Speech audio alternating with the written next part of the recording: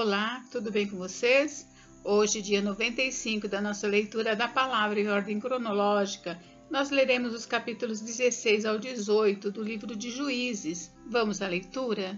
Capítulo 16. Sansão em Gaza. Sansão foi a Gaza e viu ali uma prostituta e coabitou com ela. Foi dito aos gazistas: Sansão chegou aqui. Cercaram-no, pois, e toda a noite o esperaram às escondidas na porta da cidade. E toda a noite estiveram em silêncio, pois diziam: esperaremos até ao raiar do dia, então daremos cabo dele. Porém, Sansão esteve deitado até a meia-noite. Então se levantou e pegou ambas as folhas da porta da cidade com suas ombreiras, e juntamente com a tranca as tomou, pondo-as sobre os ombros, e levou-as para cima até ao cimo do monte que olha para Hebrom. Sansão é traído por Dalila. Depois disto, aconteceu que se afeiçoou a uma mulher do vale de Soreque, a qual se chamava Dalila. Então os príncipes dos filisteus subiram a ela e lhe disseram: persuade-o e vê em que consiste a sua grande força, e com que poderíamos dominá-lo e amarrá-lo, para assim o subjugarmos, e te daremos cada um 1.100 siclos de prata.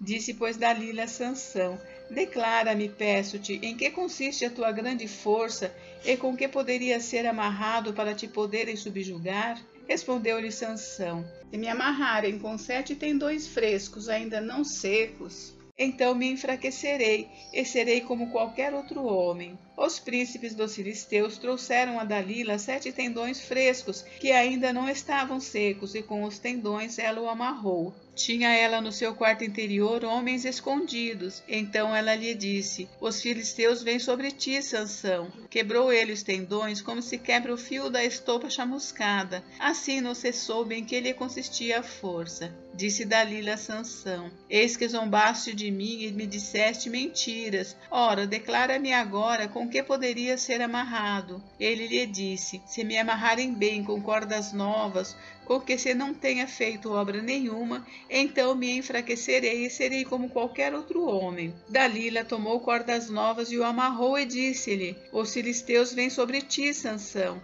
Tinha ela no seu quarto interior homens escondidos. Ele as rebentou de seus braços como um fio. Disse Dalila a Sansão: até agora tens zombado de mim e me tens dito mentiras. Declara-me agora, com que poderia ser amarrado? Ele lhe respondeu: se teceres as 7 tranças da minha cabeça com a urdidura da teia, e se as firmares com pino de tear, então me enfraquecerei, e serei como qualquer outro homem. Enquanto ele dormia, tomou ela as 7 tranças e as teceu com a urdidura da teia, e as fixou com um pino de tear, e disse-lhe: os filisteus vêm sobre ti, Sansão. Então despertou do seu sono e arrancou o pino e a urdidura da teia. Então ela lhe disse: como dizes que me amas, se não está comigo o teu coração? Já 3 vezes zombaste de mim, e ainda não me declaraste em que consiste a tua grande força. Importunando-o ela todos os dias com as suas palavras, e molestando-o, apoderou-se da alma dele uma impaciência de matar. Descobriu-lhe todo o coração e lhe disse: nunca subiu navalha à minha cabeça, porque sou nazireu de Deus, desde o ventre de minha mãe. Se vier a ser rapado, ir-se-á de mim a minha força, e me enfraquecerei, e serei como qualquer outro homem. Vendo, pois, Dalila que já ele lhe descobrira todo o coração, mandou chamar os príncipes dos filisteus, dizendo: subi mais esta vez, porque agora me descobriu ele todo o coração. Então os príncipes dos filisteus subiram a ter com ela e trouxeram com eles o dinheiro. Então Dalila fez dormir Sansão nos joelhos dela, e tendo chamado um homem, mandou rapar-lhe as 7 tranças da cabeça. Passou ela a subjugá-lo, e retirou-se dele a sua força. E disse ela: os filisteus vêm sobre ti, Sansão. Tendo ele despertado do seu sono, disse consigo mesmo: sairei ainda esta vez como dantes e me livrarei, porque ele não sabia ainda que já o Senhor se tinha retirado dele. Então os filisteus pegaram nele e lhe vazaram os olhos e o fizeram descer a Gaza. Amarraram-no com 2 cadeias de bronze e viravam um moinho no cárcere. E o cabelo da sua cabeça, logo após ser rapado, começou a crescer de novo. A morte de Sansão. Então Os príncipes dos filisteus se ajuntaram para oferecer grande sacrifício a seu deus Dagom e para se alegrarem, e diziam: Nosso Deus nos entregou nas mãos a Sansão, nosso inimigo. Vendo-o o povo, louvavam o seu Deus, porque diziam: Nosso Deus nos entregou nas mãos o nosso inimigo, e o que destruía a nossa terra, e o que multiplicava os nossos mortos. Alegrando-se-lhes o coração, disseram: Mandai vir Sansão para que nos divirta. Trouxeram Sansão do cárcere, o qual os divertia. Quando o fizeram estar em pé entre as colunas, disse Sansão ao moço que o tinha pela mão: Deixa-me para que apalpe as colunas em que se sustenta a casa, para que me encoste a elas. Ora, a casa estava cheia de homens e mulheres, e também ali estavam todos os príncipes dos filisteus, e sobre o teto havia uns 3.000 homens e mulheres que olhavam enquanto Sansão os divertia. Sansão clamou ao Senhor e disse: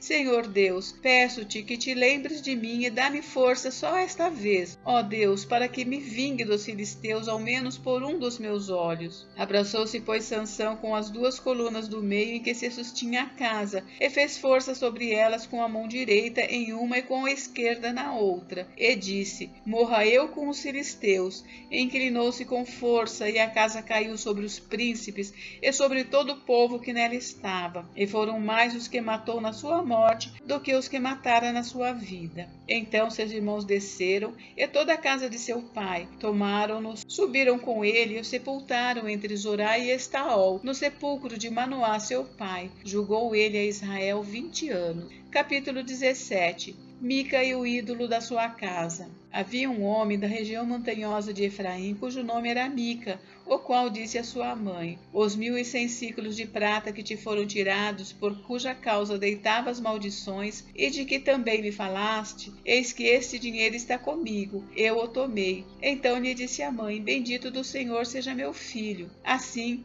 restituiu os 1.100 ciclos de prata à sua mãe, que disse: De minha mão dedico este dinheiro ao Senhor para meu filho, para fazer uma imagem de escultura e uma de fundição, de sorte que agora eu te devolvo. Porém ele restituiu o dinheiro à sua mãe, que tomou 200 ciclos de prata e os deu ao ourives, o qual fez deles uma imagem de escultura e uma de fundição, e a imagem esteve em casa de Mica. E assim este homem Mica veio a ter uma casa de deuses, fez uma estola sacerdotal e ídolos do lar, e consagrou a um de seus filhos, para que lhe fosse por sacerdote. Naqueles dias não havia rei em Israel, cada qual fazia o que achava mais reto. O levita em casa de Mica. Havia um moço de Belém de Judá, da tribo de Judá, que era levita e se demorava ali. Esse homem partiu da cidade de Belém de Judá para ficar onde melhor lhe parecesse. Seguindo, pois, o seu caminho, chegou à região montanhosa de Efraim até a casa de Mica. Perguntou-lhe Mica: De onde vens? Ele lhe respondeu: Sou levita de Belém de Judá, e vou ficar onde melhor me parecer. Então lhe disse Mica: Fica comigo e sê-me por pai e sacerdote, e cada ano te darei 10 ciclos de prata, o vestuário e o sustento. O levita entrou e consentiu em ficar com aquele homem, e o moço lhe foi como um de seus filhos. Consagrou Mica ao moço levita, que lhe passou a ser sacerdote, e ficou em casa de Mica. Então disse Mica: Sei agora que o Senhor me fará bem, porquanto tenho um levita por sacerdote. Capítulo 18. Os danitas buscam herança maior. Naqueles dias não havia rei em Israel, e a tribo dos danitas buscava para si herança em que habitar, porquanto até aquele dia entre as tribos de Israel não lhe havia caído por sorte a herança. Enviaram os filhos de Dan 5 homens dentre todos os da sua tribo, homens valentes de Zorá e de Estaol, a espiar e explorar a terra. Eles disseram: Ide, explorai a terra. Chegaram à região montanhosa de Efraim, até a casa de Mica, e ali pernoitaram. Estando eles junto da casa de Mica, reconheceram a voz do moço, do levita. Chegaram-se para lá e lhe disseram: Quem te trouxe para aqui? Que fazes aqui? E que é que tens aqui? Ele respondeu: Assim me fez Mica, pois me assalariou e eu lhe sirvo de sacerdote. Então lhe disseram: consulta a Deus para que saibamos se prosperará o caminho que levamos. Disse-lhes o sacerdote: ide em paz, o caminho que levais está sob as vistas do Senhor. Partiram os 5 homens e chegaram a Laís, e viram que o povo que havia nela estava seguro, segundo o costume dos sidônios, em paz e confiado. Nenhuma autoridade havia que por qualquer coisa o oprimisse. Também estava longe dos sidônios e não tinha trato com nenhuma outra gente. Então voltaram a seus irmãos a Zorá e a Estaol. Estes lhes perguntaram: que nos dizeis? Eles disseram: disponde-vos e subamos contra eles, porque examinamos a terra e eis que é muito boa. Estais aí parados? Não vos demoreis em sair para ocupardes a terra. Quando lá chegardes, achareis um povo confiado e a terra é ampla, porque Deus vô-la entregou nas mãos. É um lugar em que não há falta de coisa alguma que há na terra. Então partiram dali da tribo dos danitas de Zorá e de Estaol 600 homens armados de suas armas de guerra. Subiram e acamparam-se em Quiriate Jearim, em Judá, pelo que chamaram a este lugar Maané-Dan, até o dia de hoje. Está por detrás de Quiriate Jearim. Dali passaram a região montanhosa de Efraim e chegaram até a casa de Mica.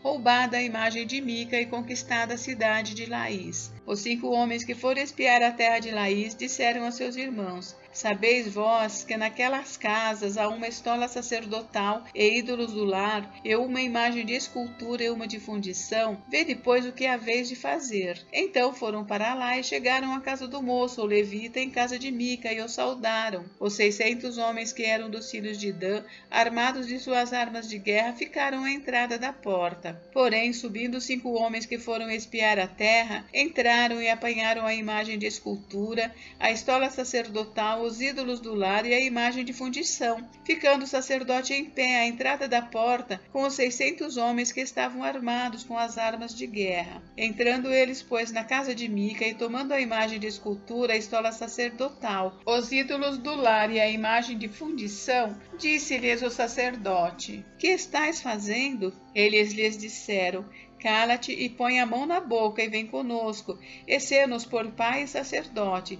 Ser-te-á melhor seres sacerdote da casa de um só homem do que seres sacerdote de uma tribo e de uma família em Israel? Então se alegrou o coração do sacerdote, tomou a estola sacerdotal, os ídolos do lar e a imagem de escultura, e entrou no meio do povo. Assim viraram, e tendo posto diante de si os meninos, o gado e seus bens, partiram. Estando já longe da casa de Mica, reuniram-se os homens que estavam nas casas junto a dele, e alcançaram os filhos de Dan, e clamaram após eles, os quais voltando-se disseram a Mica: que tens que convocaste este povo? Respondeu-lhes: os deuses que eu fiz me tomastes, e também o sacerdote, e vos fostes. Que mais me resta? Como, pois, me perguntais que é o que tens? Porém os filhos de Dan lhe disseram: não nos faças ouvir a tua voz, para que porventura homens de ânimo amargo não se lancem sobre ti, e tu percas a tua vida e a vida dos da tua casa. Assim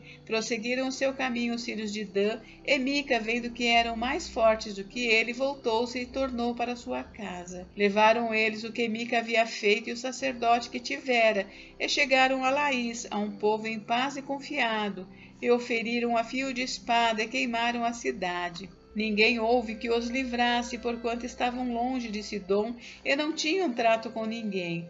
A cidade estava no vale, junto a Bet-Reobe. Reedificaram a cidade, habitaram nela. E lhe chamaram Dan, segundo o nome de Dan, seu pai, que nascera a Israel.